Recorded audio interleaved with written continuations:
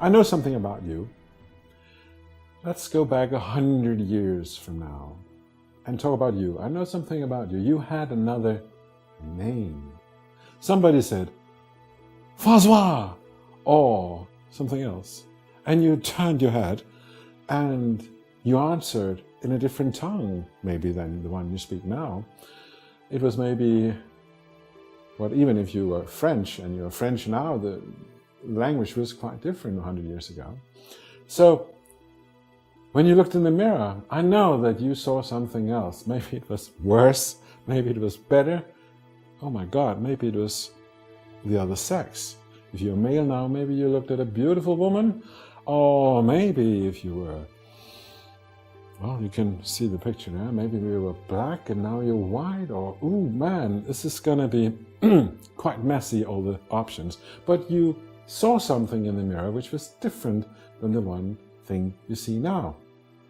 And you, when asked, what do you do for a living, probably said something quite different to what you're saying now.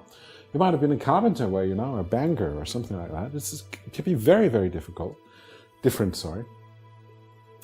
So, what else? Oh, now I'm getting very personal. I know something about you. You had another family. And now we're getting very intimate. Because you had kids, which meant just as much or a little bit less, a little bit more than kids you have now. You had your wife or your husband, or fiancé, which meant in the same category of love, same weight as now. It's very heavy stuff, right? And you're part of a group, part of a culture. When they were, when I was there going, ray, ray, ray, for some team, it was not the team you are rooting for now, it was some other team, right? And all these things are obvious, that if there is such a thing as past lives, then you were someone else having all these things. And now come my horrible thing I know about you, is that you lost it, like that. And it's all gone now. Whoa. Going back to the kid who lost his family in a war, going back to the adopted kid who has less memory of early childhood than a normal average kid, you can see that there are similarities.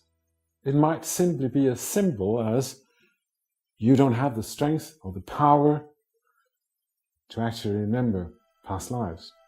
And that is a quite logical point of view. And I invite you to examine it, not from a belief kind of viewpoint, but simply from a scientific viewpoint. It makes sense that if it was, then it would also mean that you probably can't remember it. That's quite important.